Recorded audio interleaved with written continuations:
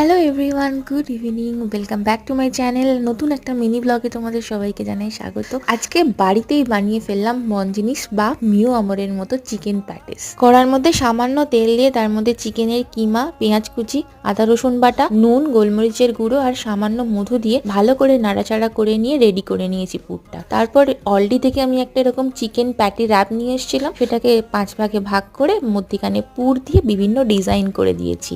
আর দেখো, এগুলো রাখার জন্য আমি ট্রেটা বার করেছি, নতুন ট্রে আমি জাস্ট রিসেন্টলি কিনে এনেছি বিএনএম থেকে। তারপর উপর থেকে ডিমের কুসুম ব্রাশ করে আগে থেকে প্রি হিটেড ওভেন 200 ডিগ্রিতে 15 মিনিটের জন্য দিয়ে দিয়েছিলাম। 15 মিনিট পরে বার করে দেখি এরকম সুন্দর মুচমুচে খাস্তা চিকেন প্যাটিস একদম রেডি হয়ে গেছে। বাড়িতে যদি বাচ্চাদের বার্থডে পার্টি থাকে বা কোনো গেস্ট আসে, স্ন্যাক্স হিসাবে এটা একবার বানিয়ে দিতে পারো। কেউ বুঝতেই পারবে না এটা দোকানের জিনিস না বাড়িতে বানানো।